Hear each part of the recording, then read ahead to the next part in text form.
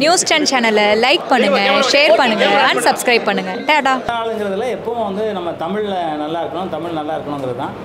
எல்லோரும் நல்லா இருக்கணும் அப்படிங்கிற எண்ணம் தான் எனக்கு. நான் இன்றைக்கி காலையிலேருந்தே வந்து எனக்கு ஒரு 1500 பேர் சிலம்பம் விளையாடி எனக்கு வந்து பிறந்தநாள் கொண்டாடினாங்க. அதுக்கப்புறம் நான் ஒரு அனாதை ஆசிரமம் போயிட்டு கிட்டத்தட்ட ஒரு 250 பேருக்கு சாப்பாடு போட்டு நாங்கள் வந்து இவங்க வந்து என்னோடய விழா நடத்துகிறேன்னு சொன்னாங்க. அதனால் ஒரு 3 மணி 4 மணிக்கு அங்கே வந்தேன். ஸோ இந்த ஒரு விழா போயிருக்கு. எல்லாருக்குமே வந்து என்னால் முடிஞ்ச என்ன ஹெல்ப்போ ஒரு 72 பேருக்கு, ஆண்கள் 72 பேர், பெண்கள் 72 பேருக்கு நான் வந்து ட்ரெஸ் எடுத்து கொடுத்தேன். அன்றைக்கி அவங்களுக்கு தேவையான ஒரு மாதத்துக்கு தேவையான மற்ற இந்த மளிகை ஜாமான் அதெல்லாம் நான் வாங்கி கொடுத்தேன். இன்றைக்கி வரைக்கும் அது பண்ணேன். என்னால் முடிஞ்ச வரைக்கும் அது பண்ணேன். ஜாக்குவார் தங்கத்துக்கு பாராட்டு பிடிக்காது, பாராட்டு எப்படி இருந்தது? இல்லை, இது நான் வந்து இப்போ எனக்கு 4 நாளைக்கு முன்னாடி தான் தெரியும். அது வரைக்கும் எனக்கு இந்த பாராட்டுனே எனக்கு தெரியாது. அந்த சிலம்ப மேட்டு மட்டும் தெரியும் எனக்கு. ஏன்னா அவங்க வந்து விளையாடிக்கிட்டு 72 பேரும் வந்து அந்த 1000 பேரும் விளையாடி அதுக்கு நடுவில் எனக்கு வந்து கேட்க விட்டாங்க. எல்லாம் சுற்றி சிலம்பம் சுற்றும் போது அது எனக்கு அதில் வந்து எனக்கு சிலம்பம்னா உயிர். அதனால் அதுக்காக போயிருந்தேன். இது அது பாராட்டுன்னு இல்லை, வீரத்துக்கு அங்கேயே நானும் சிலம்பம் சுற்றினேன். ஸோ அந்த மாதிரி நடந்தபடியே இவங்க வந்து நான் நிறைய ஃபங்க்ஷனுக்கு இவங்களுக்கு போவேன் இந்த அமைப்புக்கு. அதனால் இவங்க அன்றைக்கி யதார்த்தமாக சொன்னாங்க என்கிட்ட. நான் அது ஏதோ ஒரு மாதத்துக்கு முன்னாடி 2 மாதம் முன்னாடி சொன்னாங்க. நான் அதை சும்மா கேஷுவலாக விட்டேன். அது 4 நாள் கழிச்சு எனக்கு ஒரு இன்விடேஷன் அனுப்புகிறாங்க, அது மாதிரி ஃபங்க்ஷன் அப்படின்னு. அதுக்கப்புறம் தான் எனக்கே தெரியும். அதுக்கப்புறம் நான் சரி, அது நான் வந்தது இங்கே லேட்டு தானே. ஆக்சுவலாக நான் வந்தது லேட்டு. சார், இப்போ எப்பவுமே நீங்கள் தமிழ்ன்ட்டு லாஸ்ட்டாக ஒரு சத்தம் போடுவீங்க. ஆமாம். அப்புறம் உணர்ச்சி வசப்பட்டு சொல்லுவீங்க. ஆனால் உங்கள் பிறந்தநாள் அன்றைக்கே வந்து தமிழில் பாடாமல் இங்கிலீஷ் ஹாப்பி பர்த்டே தான் பாடினாங்க. இது எப்படி பார்க்குறீங்க? அது என்னை பொறுத்த வரைக்கும் நான் அது தமிழ் தான் எனக்கு. அப்புறம் தான் மற்ற மொழி. ஹாப்பி பர்த்டே இல்லை, அதை நான் கவனிக்கவே இல்லை. என்ன கேட்க போனால் அந்த கேட்க வருது அந்த இது. ஏன்னா அவங்க வேறு படம் பார்க்கணும் அப்படிங்கிறதுனால அந்த இதை நான் கவனிக்கவே இல்லை. கவனித்தா உண்மையிலே தமிழில் பாடுங்கன்னு தான் சொல்லிடுவேன். நான் உண்மையிலே எனக்கு கவனிக்கவே இல்லை. இது இந்த அர்ஜென்ட்டில் நான் இருந்த வழியாக அதை பார்க்கல. இருந்தாலும் தமிழ் வாழ்க தான், தமிழ் வளர்ச்சியாரோட தீவிர விசுவாசி நீங்கள், பக்தர் நீங்கள். எம்ஜிஆர் ஆரம்பித்த அதிமுக கட்சி வந்து இப்போ 3 அணியாக 4 அணியாக வந்து பிரிஞ்சு கிடக்கு. அதை நீங்கள் எப்படி எதிர்பார்க்க? தலைவருங்க வாங்க. அதாவது வந்து என்னை பொறுத்த வரைக்கும் அரசியல் எனக்கு அவ்வளோ தெரியாதுங்க. புரட்சித் தலைவர் எம்ஜிஆர் அவர்கள் வந்து என்னை சினிமா கூட்டிருந்தார். அவர்னால தான் இன்றைக்கி உங்கள் முன்னாடி உட்கார்றதுக்கு காரணம் அந்த புரட்சித் தலைவர் எம்ஜிஆர் அவர்கள் தான். அதனால் அது எனக்கு அது தெரில. அரசியல் படி நான் பார்க்கல. ஏன்னா அரசியல் எனக்கு தெரியல. எம்ஜிஆரோட விசுவாசியாக நீங்கள் எப்படி பார்க்குறீங்க? ஏன்னா அவர் ஆரம்பித்த ஒரு கட்சி இப்படி இந்த நிலைமையில் இருக்குன்ற போது நீங்கள் எப்படி பார்க்குறீங்க? இல்லை, அதெல்லாம் போகல. அதெல்லாம் வந்து புரட்சித் தலைவர் எம்ஜிஆர் ஒரு கடவுள் மாதிரி. அவர் நிச்சயமாக மீண்டும் அது எல்லாமே ஒன்றா தான் இருக்கும். சொன்ன மாதிரி ஒரு விஷயம் நானும் கேள்விப்பட்டேன். இப்போ என்னன்னா அதிமுக வந்து பிரிஞ்சு கிடக்குறதே தவிர, ஆனால் ஒன்று கூடி ஒருத்தர் வந்து எல்லாத்தையும் கலெக்ட் பண்ணி ஒருத்தர் கையில் வச்சுட்டார். சரி, எடப்பாடி அவரோட ஆட்சி எப்படி இருந்தது? அவரோட நடவடிக்கைகள் எப்படி இருக்கு? இப்போ இல்லை, ஆட்சி அவர் நல்லா தான் பண்ணார். நம்ம இப்போ வந்து எதிர்கட்சியாக இருக்காரு. ஏன்னா நிறைய இடத்துல வந்து கேண்டிடேட்டே வந்து சரியாக ஒர்க் பண்ணல. அதெல்லாம் நிறைய விஷயம் நடந்திருக்கு. ஸோ நீங்கள் வந்து தலைவரோட ரசிகராக அந்த கட்சியோட தொண்டராக இருந்திருப்பீங்க, உறுப்பினராக கூட இருந்திருப்பீங்க. ஸோ நீங்கள் எப்படி பார்க்குறீங்க? உறுப்பினராக எந்த கட்சியுமே இல்லை இது வரைக்கும். ஆனால் எம்ஜிஆரோட தீவிர பக்தனா அவரோட உண்மையான தொண்டர்களோ இல்லை உண்மையான பக்தர்களோ மாற்றி ஓட்டு போடவே மாட்டாங்க. சரி, அதுக்கப்புறமா சரி ஒரு பர்சனல் கேள்வி. ஆனால் இருந்தாலும் வந்து கேட்குற விஷயம் கேட்டு ஆகும். உங்கள் வீட்டிலே வந்து சில விஷயங்கள் வந்து போலீஸ் மூலியமாக வசூல் பண்ணியிருக்காங்க, போயிருக்காங்க. உங்களோட கருத்து ஏதாவது எப்படி சொல்லணும்? இல்லை சார், அது வந்து என்னோடய பசங்க வந்து கொஞ்சம் நான் எப்பவுமே வந்து எல்லாரையும் ஒழுக்கமாக இருக்குன்னு சொல்லுவேன். அந்த ஒழுக்கத்தில் வந்து தவறுறதுக்கு என்னோடய ஒய்ஃபோட தம்பி கொஞ்சம் சேர்த்து அவனை கெடுத்து விட்டாங்க. அந்த காரணத்துக்காக நான் வந்து ஒரு 3 வருஷத்துக்கு முன்னாடி அவங்கள தனியாக வச்சுட்டேன். 3 வருஷத்துக்கு முன்னாடி. அதுக்கப்புறம் என்கிட்ட வந்து இதெல்லாம் சொன்னாங்க. நான் திருப்பி சேர்த்துக்கிட்டேன். திருப்பி என் வீடை வந்து ஒரு கிட்டத்தட்ட ஒரு 50 லட்ச ரூபாய்க்கு அடகு வச்சுட்டாங்க. லீஸ் கொடுத்தாங்க எனக்கு தெரியாமலே. அதுக்கப்புறம் நான் வந்து தெரிஞ்சு கேட்கும்போது போலீஸ் வரைக்கும் போய் அதுக்கப்புறம் அதை வந்து போலீஸ் இன்ஸ்பெக்டர்லாம் சொன்னாங்க, பேர் வெளியே தெரிய வேண்டாம் சார், பணம் கட்டிருக்காங்க. அப்புறம் அதுக்கு பணம் கட்டினேன். அப்புறம் ஷூட்டிங்கு போகும்போது வந்து நானும் என் ஒய்ஃபும் கையெழுத்து போட்டால் பணம் எடுக்கலாம். நான் அவுடோர்லேருந்து அவங்க பணம் போட்டு எடுக்கலாங்கிற மாதிரி வச்சுருந்தோம். நான் இல்லாத போது கிட்டத்தட்ட அதில் ஒரு 20-25 லட்ச ரூபா எடுத்திருக்காங்க. இப்போ வந்து ஒரு 10 லட்ச ரூபா கொடுத்தேன். அந்த 10 லட்ச ரூபா பேங்கில் அவங்க பேரில் இருந்தது எடுத்திருக்காங்க. எல்லாத்துக்கும் மேலே நான் 36 பவுனில் தாலி போடுறேன். எங்கள் சவுத்தில் திருநெல்வேலி மாவட்டத்தில், தூத்துக்குடி மாவட்டத்தில் வந்து நாங்கள் வந்து தங்கத்தில் தான் தாலி போடுவோம். கிட்டத்தட்ட அது 36 பவுனில் போட்டிருந்தேன். அது காணும். அது காணோன்னா அது எப்படின்னு நான் கேட்கும்போது அதுக்கு சரியான பதில் சொல்ல. அவங்களே வந்து உடனே எனக்கு சொத்தில் பாதியை கொடுங்க அப்படின்னு கேட்டாங்க. சொத்தில் பாதி கொடுக்க வேண்டிய அவசியம் இல்லைங்கிறது சட்டம் தான் சொல்லு. சுப்ரீம் கோர்ட்டாக இருக்கணும், ஹைகோர்ட்டாக இருக்கணும், இல்லை எந்த கோர்ட்டை வந்து 40 வயசில் மேலே உள்ள பையனுக்கு நான் வந்து சொத்து கொடுக்கணும்னு அவசியம் இல்லை அப்படிங்கிற சொன்னால நானாக கோர்ட்டுக்கு போகல, நான் நீங்கள் இருக்கிற வரைக்கும் சாப்பிடுங்க. ஏன்னா நான் வந்து இன்னும் பல நூற்றாண்டுகள் வாழுவேன். அதனால நான் வந்து அவங்களுக்கு முன்னாடி இறந்துருவேன் அப்படிங்கிற கதைக்கே நான் போகவே இல்லை. அதனால் நான் நீங்கள் இருக்கிற வரைக்கும் சாப்பிடுங்க அப்படின்னு தான் சொன்னேன். சாப்பிட்டுக்கிட்டு இருந்தாங்க.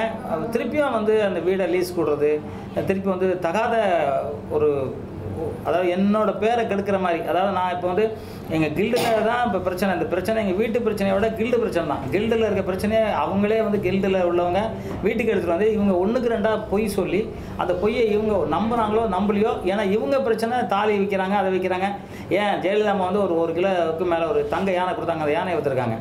என்னோட தங்க பதக்கங்கள் 5 பதக்கம் கவர்மெண்ட் கொடுங்க. டாக்டர் கலைஞர் ஐயா 3 பதக்கம், புரட்சித்தலைவி அம்மா அவர்கள் 2 பதக்கமும் கொடுத்தாங்க. அந்த பதக்கத்தை வந்து அவங்க வந்து விற்றுருக்காங்க. ஸோ அதை திருப்பிட்டேன். அது அவங்க பசங்களாம் எழுதி கொடுத்ததுக்கு.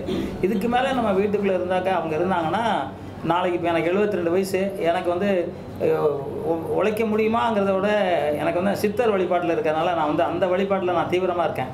ஏன்னா உடம்பை வந்து அழியாமல் இருக்கிறதுக்கு என்ன பண்ணணுங்கிறது நான் கற்றுக்கிட்டு எனக்கு சித்தர் வழிபாட்டில் அது இருக்கிறதுனால இந்த எனக்கு வீடு அவசியம் வேணும். ஏன்னா எனக்கு வருமானம் வேணும். நான் ஏதோ ஒரு எனக்கு ஒரு 8-9 வீடு இருக்காங்க. அந்த வீடை வந்து அவங்க ஒவ்வொரு வீடாக எனக்கு தெரியாமல் அடகு வச்சுருக்கனால, அதனால் இப்போ உங்கள் நியூஸ் மூலமாக சொல்கிறேன், யார் என் பசங்களுக்கு கடன் கொடுத்தாலும் அதுக்கு நான் பொறுப்பு கிடையாது.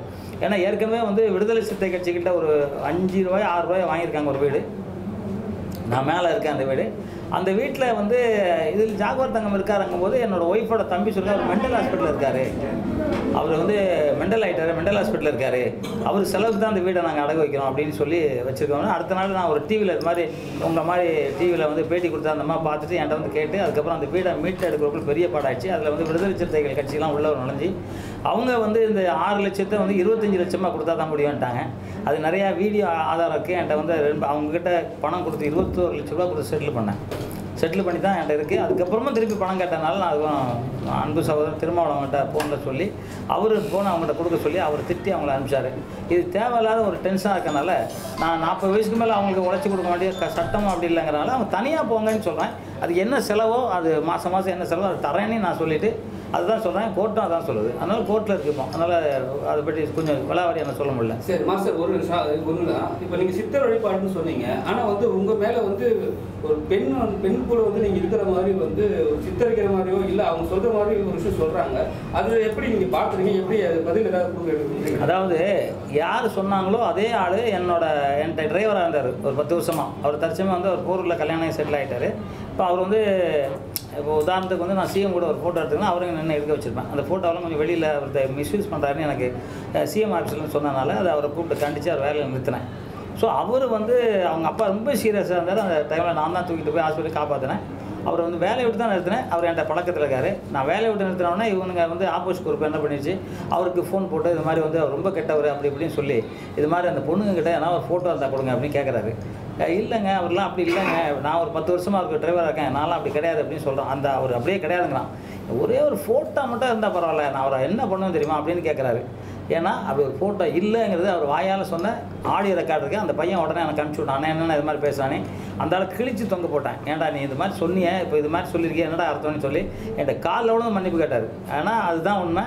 அது வந்து நான் நம்புறதோட உங்களுக்கு தெரியும், பத்திரிகை நண்பர்கள் அத்தனை பேருக்கு தெரியும். நான் 52 வருஷம் சினிமாவில் இருக்கேன். இது வரைக்கும் டீயோ இல்லை போதை வஸ்தோ இல்லை சாராயமோ இல்லை பெண்கள் கூடயோ சுற்றுனதாக யாரும் சொல்ல முடியாது, பார்த்துருக்க முடியாது. அப்படி ஒரு இது கிடையாது.